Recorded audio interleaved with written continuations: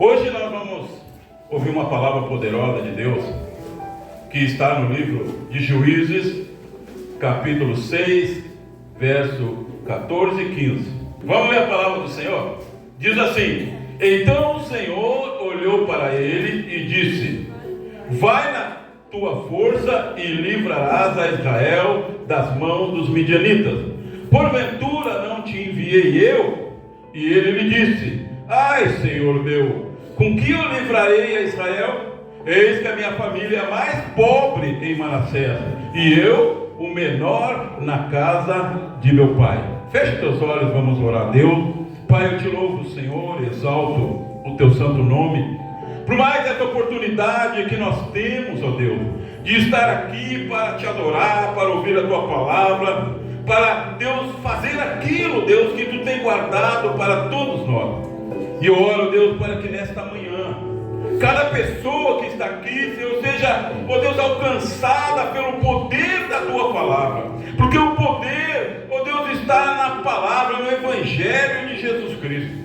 Eu te louvo, Deus, por tudo que tem feito neste lugar. E eu quero, Deus, me submeter a Ti, ó Espírito Santo, para que Tu faça tudo aquilo que Tu queres, aquilo que está no Teu coração nesta manhã.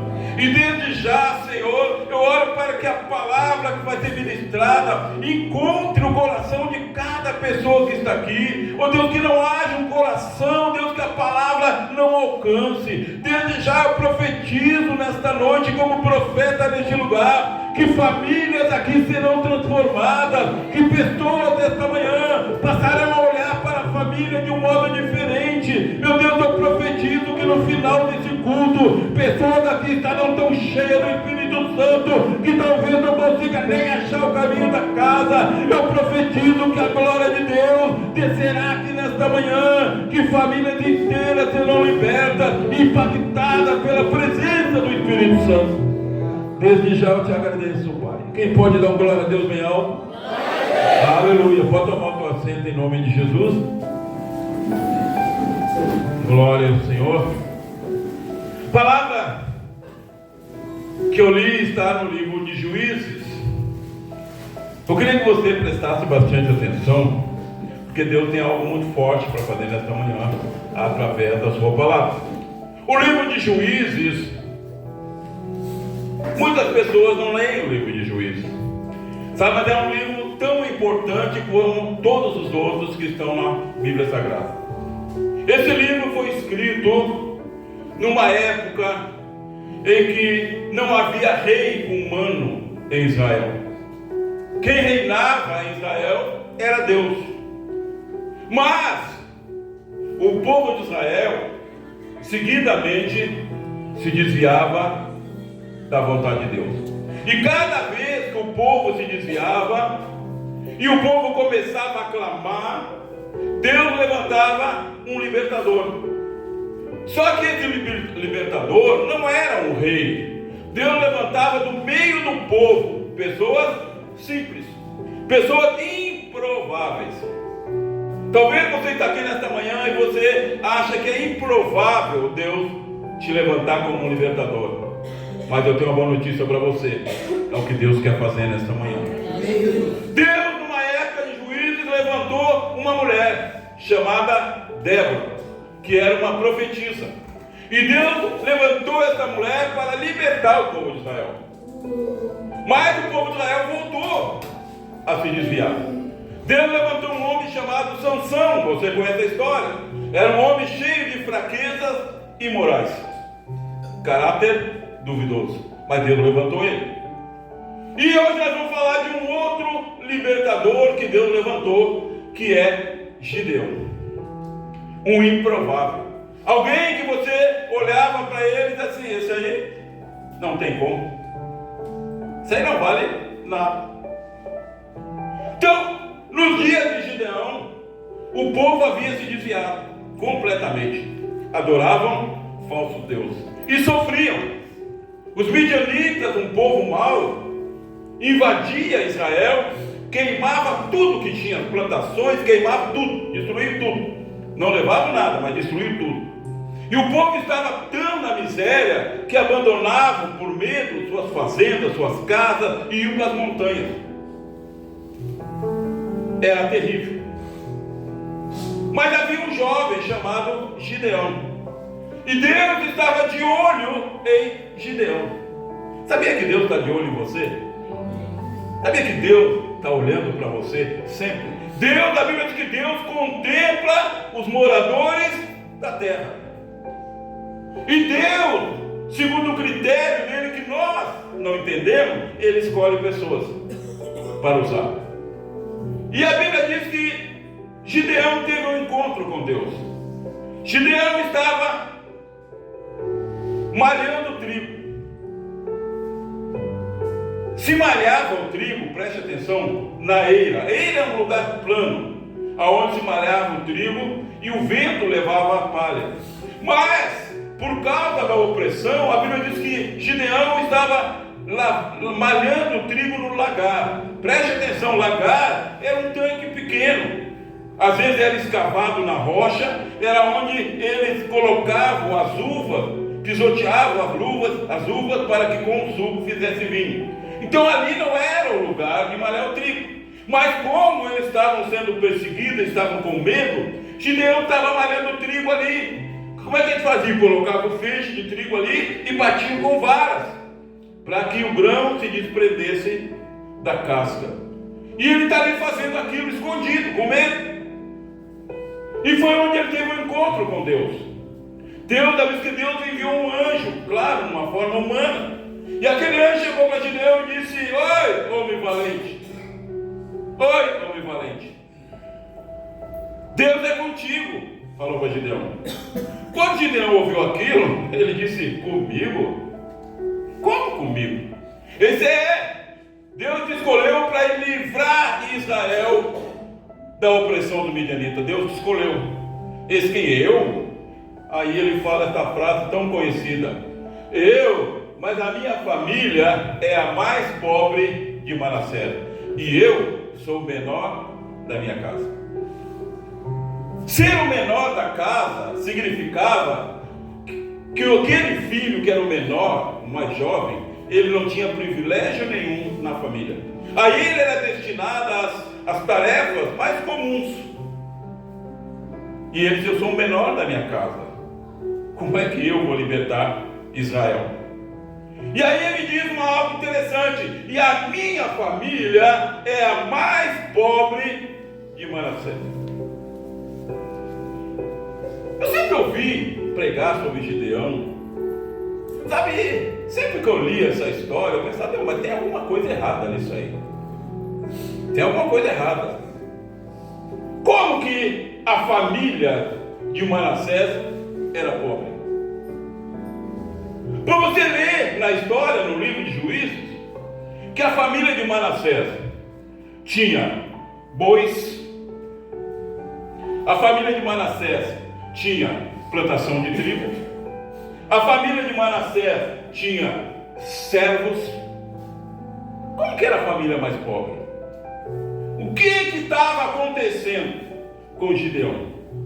O que estava acontecendo com Gideão é o que acontece com muitas pessoas. Pessoas que têm uma família e não conseguem ver o valor real da família. Tem gente que não consegue ver o valor. Tem gente que pensa assim: a minha família é a mais miserável que existe. Meu pai é bêbado, minha mãe isso, meus irmãos aquilo. A minha família não tem jeito. Gideão, ele tinha uma visão distorcida da família dele.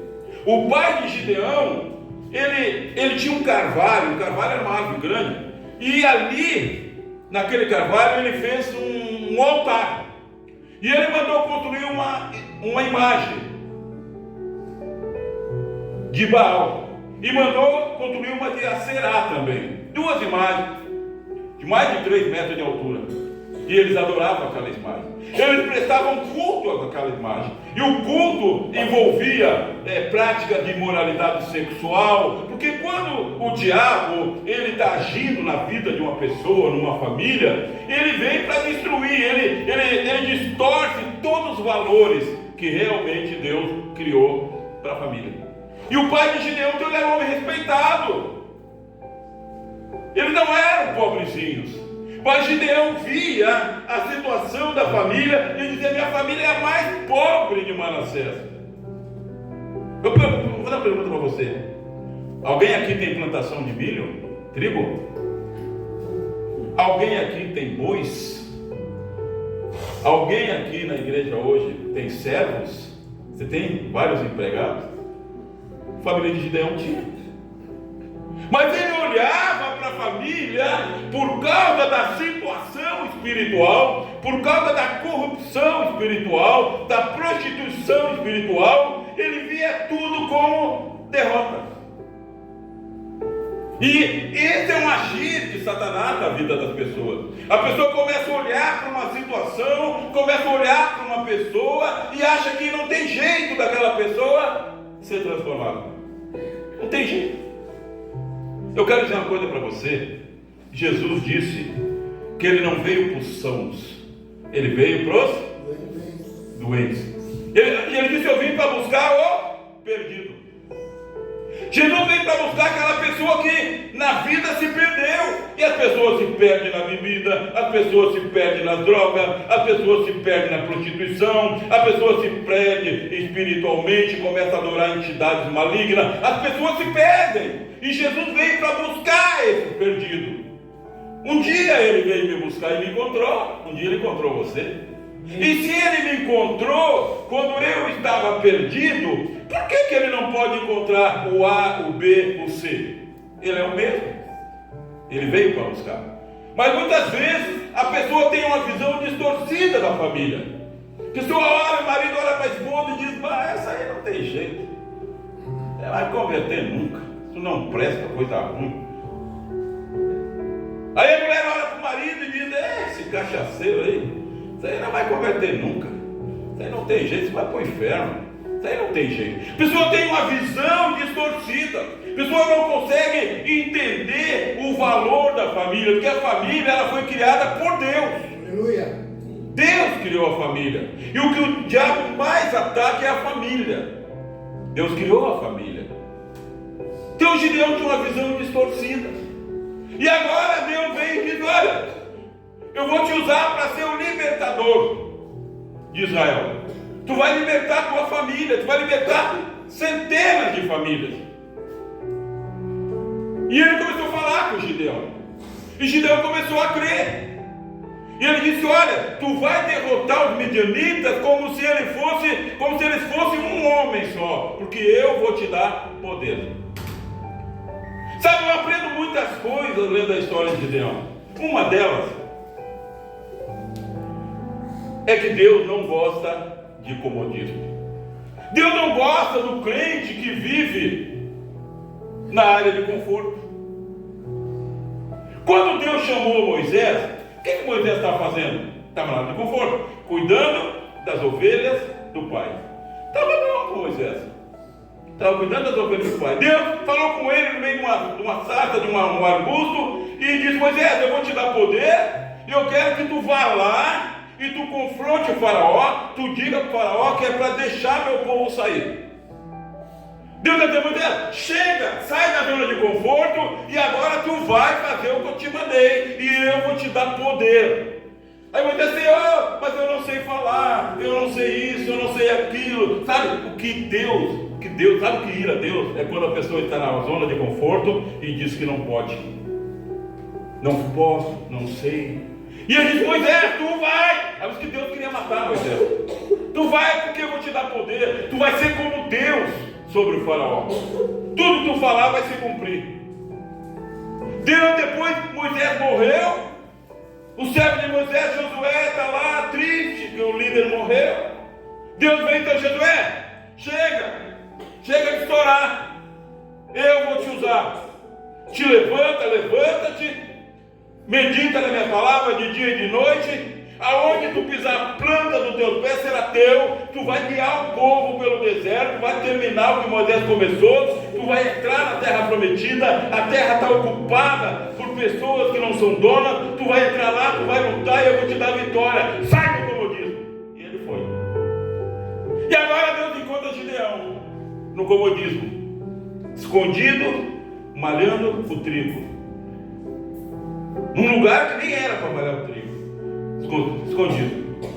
E Deus disse: olha, tu vai libertar Israel, eu vou ser contigo. Tu vai derrotar os midianitas como se fosse um homem só, mas tu tem que sair do comodismo.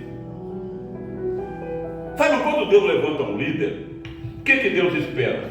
Preste atenção, você que está vendo pela internet, preste atenção. O que é ser um líder? O líder, ele não anda do lado do povo.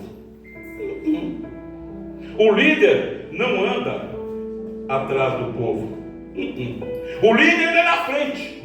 O líder é aquele que toma decisões, mas ele é o primeiro a pôr o pé. O líder é aquele que na batalha, ele pega o escudo da fé e coloca, ele pega a espada do Espírito, ele grita para o povo: avante, vamos, porque nós vamos vencer, porque ele é um líder. Isso é ser líder. É estar na frente do povo. É levar o povo para a batalha com a certeza que o povo vai vencer. E ele levanta agora Gideão. Agora ele tira Gideão da área de conforto. Sabe, você quer ser um verdadeiro líder? Você quer ser? Saiba que você tem que sair da área de conforto, senão Deus tira você e põe outro. Porque é assim que funciona. E Deus, quando ele levanta o líder, ele dá desafios. Golias, Davi, vai lá e mata o gigante. Está todo mundo com medo. Vai lá e mata o gigante. Josué, entra na terra prometida. Vão dizer para ti que os homens lá são fortes, são numerosos, mas tu não tem medo, porque eu vou ser contigo. Tu entra lá, tu vai derrotar todo mundo. Gideão, não te importa. Tu é o menor, tu não tem privilégio nenhum na família, tu é desprezado na família, mas eu vou te levantar e tu vai destruir os midianitas como se fosse um homem só. Mas sai da área de conforto. Aí vem o primeiro desafio.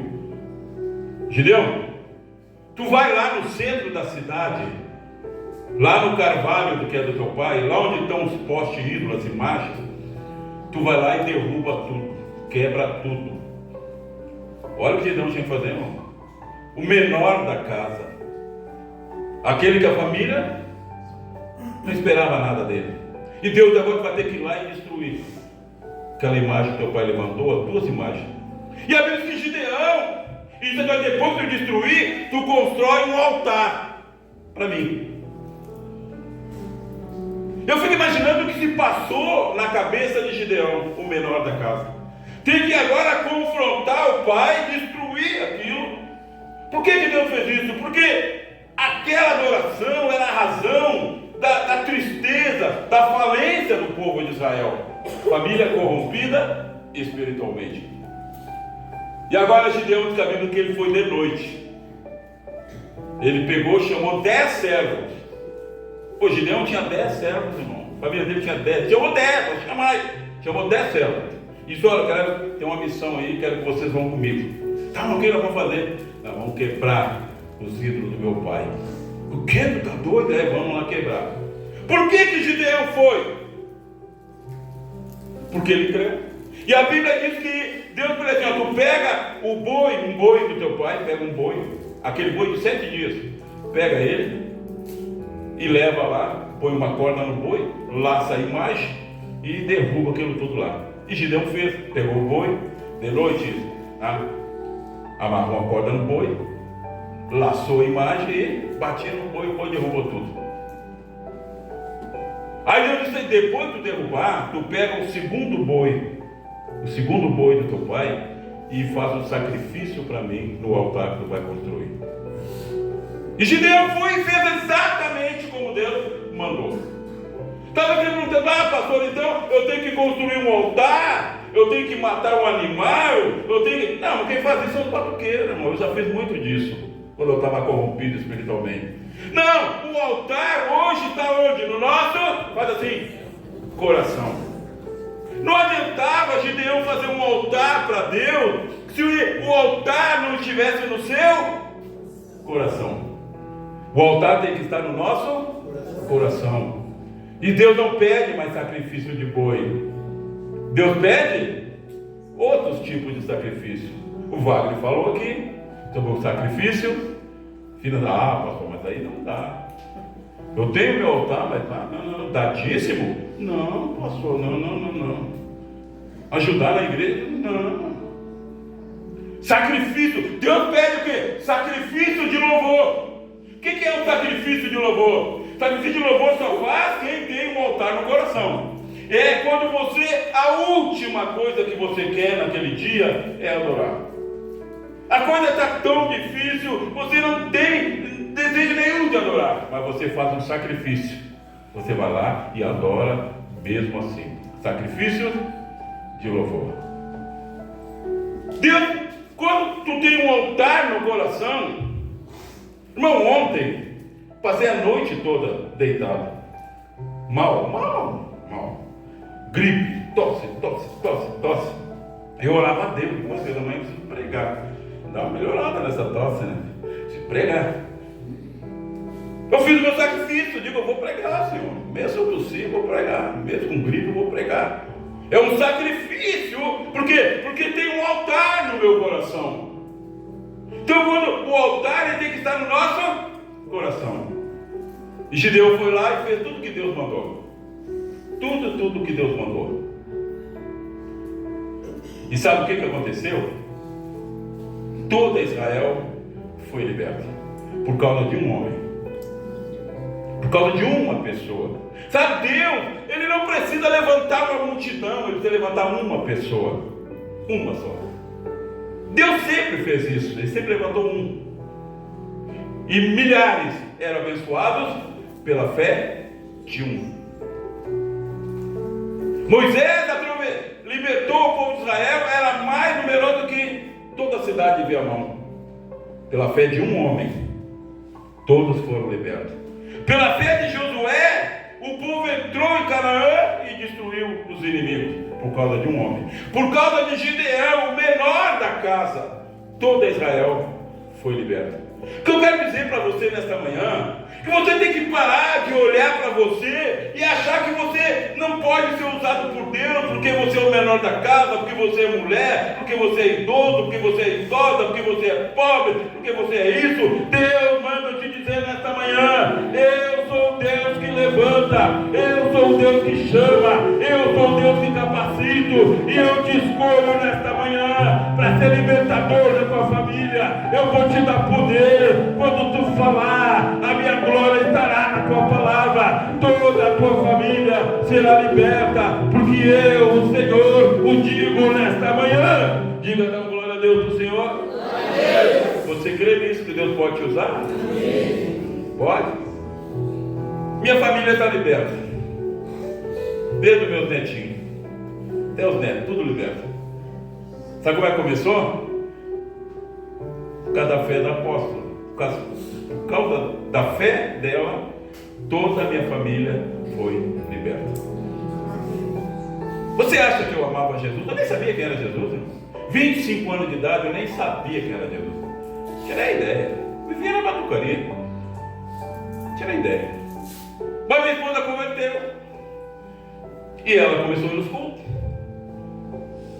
Aí converteu uma irmã, converteu outro, foram convertendo.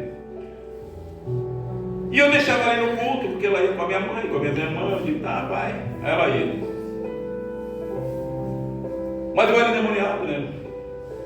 Chegava ali, o culto terminava às 10, chegava ali pelas 9. Eu pegava, cadê minha coisa? Eu vou lá. Você acha que meu marido é ruim? Você não imagina o que eu fazia, irmão? Nesse sentido. Chegava lá na igreja, assim. Chegava na porta assim. Ô Rosângela, vamos para casa. Bem no culto, irmão. Vamos para casa. E ela levantava e ia. Aí no caminho ela dizia para mim: não adianta, tu vai converter. Chegava em casa, a nossa casa era de madeira, aquelas casas antigas. Eu começava a acender velas para as entidades. Acendia, enchia a casa de vela. E ela ficava orando no quarto. Olha a batalha que era. Mas todo mundo foi convertendo. Menos eu não queria saber. E cadê o Joel? Cadê o Joel? Levanta a mão, Joel, nosso baterista. O Joel, meu cunhado, casado com a minha irmã, o Joel era baterista do batuque. E o Joel dizia: mas vem capaz que eu vou ir na igreja? Mas Deus, eu e o Joel não queríamos saber. Toda a família estava convertida, menos eu e o Joel. Não íamos de jeito nenhum. Mas sabe o que aconteceu? Um dia dia eu fui. Um dia eu já fui. Por quê? Porque Deus levantou uma libertadora. Tá, quando Deus levanta alguém numa família, você pode ter certeza, toda a família vai converter. Eu profetizo nesta manhã, toda a tua família vai converter, toda a tua família vai adorar a Deus. Satanás, solta a família. Satanás, solta a família. Demônio, solta a família. Solta a família. Espírito que usa droga, solta a família. Espírito de prostituição, solta a família. Espírito de bebedice, solta a família, porque o poder de Deus é chegado nesta manhã, e famílias inteiras nesta manhã serão libertas pelo poder de Deus, pela obra realizada na cruz. Jesus disse: está consumado. É você que Deus quer levantar. É você. Deus não vai levantar um super-homem, não. Deus não vai levantar uma super-mulher, não. Deus levanta aquele que crê, aquele que acredita quando Deus fala. É isso que Deus levanta, porque o poder é dele, o poder não é nosso. O poder é de Deus, a graça é de Deus. Nós só somos instrumento quando nós cremos. O segredo de tudo é crer. Gideão creu, os olhos dele foram abertos. Ele passou a olhar para a família dele e viu que a família dele não era a mais desgraçada do mundo. Os olhos dele foram abertos. Ele disse: pô, mas minha família tem bois, minha família tem plantação de trigo, minha família tem servos, meu pai tem status na cidade, ele tem um altar público, imagem que ele construiu. Como é que eu acho que a minha família é mais pobre, mais miserável? A vez que o diabo cega o entendimento dos incrédulos. Sabe, a tua família não é a pior do mundo, não. E se for a pior, agindo Deus, ninguém? Agindo Deus, ninguém? Agindo Deus, ninguém impedirá. Agindo Deus, não, ninguém impedirá. Ninguém pode impedir o agir de Deus. Deus só precisa de uma pessoa. Deus só precisa de um. Quem quer ter esse um, levante a mão, deixa eu ver. Deus só precisa de um. Um só. Deus só precisa de um Moisés. Senhor, como é que eu fui lá? O faraó vai me matar.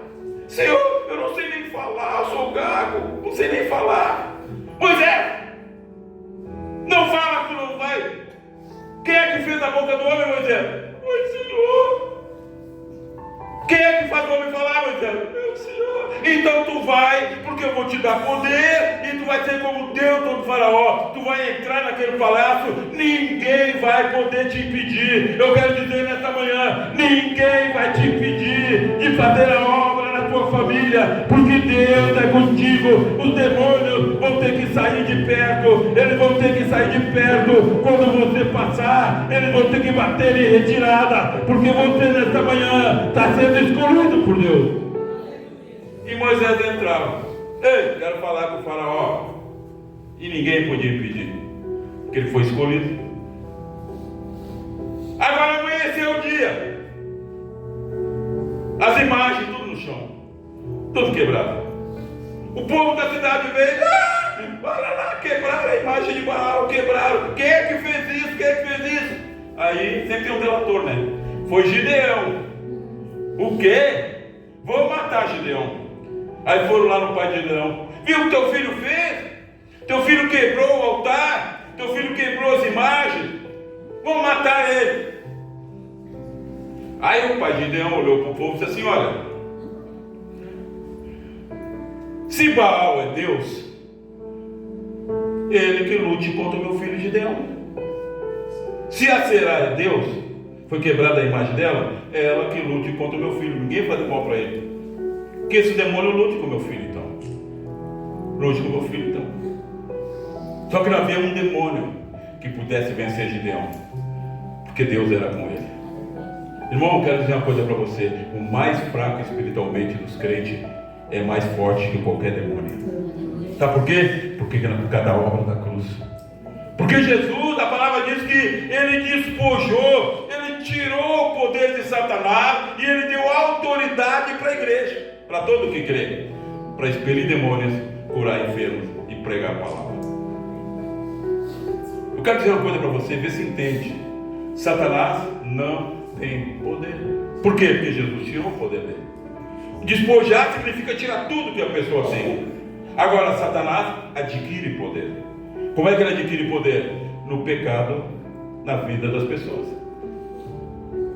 Sabe como é que os demônios se alimentam? Eu tenho vídeo no meu canal falando sobre isso. Os demônios se alimentam, eles não se alimentam da galinha que é colocada lá na encruzilhada. Ele não se alimenta das velas que são acesas, dos carneiros que são oferecidos. Não. Os demônios se alimentam do pecado. Porque quando uma pessoa está fazendo isso, ela está pecando. Ela está contra a vontade de Deus. Então ela está em pecado. E aquele pecado alimenta os demônios. Alimenta os demônios. E Satanás adquire poder através do pecado na vida de uma pessoa. Mas quando uma pessoa abandona o pecado, quando ela se arrepende, Satanás não tem mais poder nenhum na vida dela. Irmão, se Satanás fosse tão poderoso como a maioria pensa, tu acha que teria alguma igreja aberta? Você acha que teria esse culto aqui de manhã? Você acha que eu estaria vivo? Que a apóstola estaria viva? Você acha? Não, porque o nosso Deus é maior. Ele disse: aquele que nasceu de Deus, o maligno não pode tocar. Diz que aquele que nasceu de Deus, aquele que converteu, aquele que pediu perdão dos pecados, aquele que tenta andar na caminhada, que quando peca se arrepende, diz que o maligno não pode tocar. E o diabo conhece, o demônio conhece as pessoas. Sabia que ele te conhece, o demônio? Opa, o demônio te conhece, irmão. O demônio conhece cada um aqui. O demônio conhece. A Bíblia diz que uma vez 7 filhos de um sacerdote, de um pastor, digamos assim, viram Paulo expulsando o demônio e disseram: isso aí nós podemos fazer também. E eles foram expulsar o demônio de um homem. Eles não tinham Jesus, eles não criam em Jesus. Eles viram Paulo fazendo, acharam que podiam fazer. E a Bíblia diz que aquele demônio chegou e disse para eles assim: Paulo, eu conheço, mas vocês não estão com nada. Se o demônio deu uma surra no 7 e largou eles nu. Os demônios conhecem, irmão.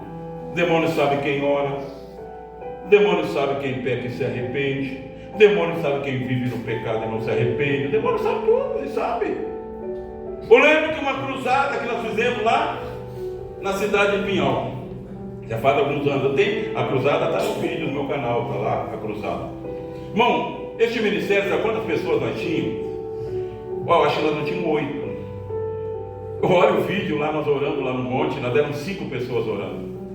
Aquilo era a igreja, aquilo era uma nação de milagre. 5 pessoas orando no monte. E eu aluguei ali a escola de samba da Santa Isabel e fizemos uma cruzada. 1 mês eu orei lá no monte, orando. E um dia Deus para mim assim: não entra em Pinhal sem orar antes. Quando chegar na divisa, você tem que orar. Bom, aí fomos. O diabo tentou de tudo para impedir nós de chegar lá. Nós ia fazer um batismo lá. Não tinha ninguém, meia dúzia de pessoas. Daqui a pouco pararam nós lá, pararam o ônibus rodoviário. E veio um endemoniado lá. E disse assim para mim assim: vocês não vão chegar em Pinhal de jeito nenhum. Eu não sei como aquele infeliz sabia que nós ia para Pinhal. Vocês não vão chegar em Pinhal de jeito nenhum. Mas chegamos ou não chegamos? Chegamos. Na entrada paramos no ônibus, oramos como Deus mandou e fomos. Aí de manhã tem batismo e tal, de noite era o culto de libertação. Foi um negócio interessante. O pastor da igreja que eu fui pregar eu não conhecia. Uma irmã que agendou tudo e tal, eu não conhecia o pastor. E o tal do pastor não acreditava em libertação, infeliz. Nem foi no culto. Está medida nisso que o pastor não foi no culto? O pastor não estava no culto, estava a mulher dele lá. Tá. Aí fizemos o culto. Irmão, meu Deus, o que Deus fez? Tinha uma mulher que manifestou um demônio nela, e o demônio vinha para mim e dizia assim: desgraçado, o demônio dizia para mim, por que tu veio? O demônio dizia para mim: Eu ia matar ela hoje no mar. O demônio dizia que ia matar a mulher. Eu ia matar ela hoje no mar. Por que que tu veio? E aquela mulher foi liberta. Lá em Pinhal. 2 anos depois, a mulher bateu aqui na porta da igreja, aqui em Viamão. Congregou um tempo conosco aqui. Foi liberta, o diabo ia matar ela. Os demônios conhecem as pessoas. O mais fraco dos crentes é mais forte que um demônio. Por causa de Jesus. Ele nos deu autoridade. Ele deu autoridade para você. Ele deu autoridade para mim. Nós temos que usar a autoridade. A pessoa tem, mas não usa. Tem, mas não usa. Mas quando um crente, ele ouve a palavra, ele crê como Gideão. Senhor, eu vou derrotar os midianitas como se fosse um homem só. Sim, Gideão. Então eu vou. Eu fico imaginando, sabe? É fácil de dizer eu vou. É fácil de dizer eu vou fazer. Mas Deus prova primeiro. Vai então, Gideão. Vou, Senhor. Acreditou que mesmo tu sendo menor, eu vou te dar poder, tu vai vencer, tu vai libertar todo Israel, tu vai libertar tua família. Acreditei, Senhor. Então tá. Vai sair da zona de conforto? Vou, Senhor. Tá, então vai lá. Quebra todos os ídolos do teu pai lá. Quebra tudo aquilo lá e faz um altar para mim lá. E sacrifica o boi do teu pai no altar. Irmão, pessoas querem ser líder e não querem ser provado. Pessoas querem ser líder e não querem ir para a batalha, não querem enfrentar o gigante. O líder enfrenta o gigante. E quando ele enfrenta o gigante, todo o povo é liberto. Se você enfrentar o gigante lá dentro da tua casa, toda a tua família vai ser liberta. Toda a tua família vai ser liberta. Um homem, o menor da casa. Deus levanta, irmão, pessoas improváveis. Deus levanta aquele que as pessoas olham. O Wagner. Wagner não presta para nada, está louco. O Wagner. Deus levanta os improváveis. Davi, o menor da casa, aquele que está lá cuidando das ovelhas do pai, que é só o que ele sabe fazer. Davi estava lá na zona de conforto, tocava harpa, fazia música para Deus, louvando, olhava para as estrelas. A lei do Senhor é perfeita e restaura a alma. Mandamento do Senhor é puro. Ele fazia música para Deus. Salmo 19, Davi fez. Lá no monte. Não é legal? Zona de conforto. Não sabia ele que Deus estava de olho nele. Então disse para Samuel, pode dizer para Saul que ele não é rei mais, ele me desobedeceu. Eu tenho um melhor do que ele. Eu tenho um melhor do que ele. Deus deve ter pensado, ele está na zona de conforto, mas eu vou provar ele. E Deus tirou Davi da zona de conforto. E disse, vai lá e enfrenta o gigante. Vai lá que eu vou ser contigo. Você tem medo? O que é que tu tem? Eu tenho uma funda. Tá bom. Não preciso mais do que funda. Tem uma funda, tá bom. Com essa funda aí, mata o gigante. O que é que você tem para Deus usar? O que é que você tem? É aquilo que você tem que Deus vai usar. Moisés, o que tu tem na mão? Eu tenho uma vara, Senhor, que é a vara que eu fico conduzindo as ovelhas. Tá bom, Moisés, essa vara aí tá bom, não precisa mais do que isso. Irmão, entende? É aquilo que tu tem que Deus vai usar. Não é o que os outros têm. Está entendendo? Não é legal ver um grupo de louvor aqui? Eu acho que isso é uma coisa, irmão. Se Deus perguntar para mim assim hoje, Silmar, o que tu quer? Tu quer continuar pregando? Ou tu quer aprender a cantar, tocar? Tu diz, Deus, eu quero tocar. Mas não é o que eu tinha para mostrar para Deus. Está entendendo? O que eu tenho para mostrar para Deus é que eu amo a palavra. É que eu medito na palavra. É que eu leio a palavra. É que eu ouço a palavra. É o que eu tenho. E é isso que Deus usa. Está entendendo? O outro tem o dom de buscar pessoas. Olha Paulo. Benção que é. Evangelista Paulo. Convida as pessoas vêm. A gente convida, as pessoas não vêm. A gente convida, as pessoas não vêm. Ela convida, as pessoas vêm. É o que ela tem. A Stephanie se fala, né? A Stephanie, essa boca é abençoada. Ela convida, as pessoas vêm. É o que ela tem. E o Deus vai usar o quê? O que ela tem. O que é que tu tem, Stephanie? Eu gosto de convidar as pessoas para vir te adorar. Então, mulher, é isso que eu vou usar. Não tem de mais nada. Não tem de mais nada. Gideão, homem valoroso. Sabe que eu não se enganou, senhor? Você não está se enganando, você não está falando com outra pessoa. Eu sou o menor da minha casa. Ninguém me leva a sério. Mandaram vir aqui, malhar o trigo. Então vai lá e malha o trigo para lavar. Sou o menor.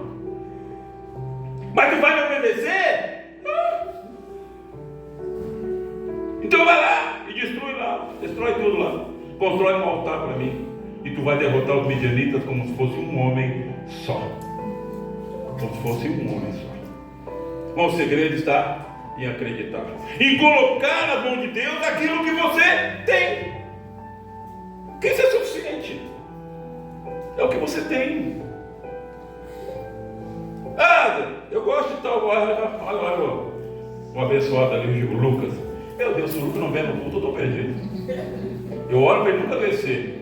Digo, não deixa ele adoecer. Deus, se ele casar, aquele cara com uma mulher crente que vem para o culto para ele. A mulher não tira ele daqui. Tá? O Lucas faz tudo ali na vida. Tá? Não, eu me esqueço. Agora, pouquinho antes de começar o culto, ele pastor, não me deu a palavra para me botar no telão. Eu digo, esqueci, eu estava doente. Faz tudo ali. Não é uma bênção. É o que ele tem. E como ele tem, Deus. Ei! É que Deus está me dizendo? Fala, Jesus. Que Deus já preparou uma esposa para ti. Aleluia. Deus já preparou a esposa para ti.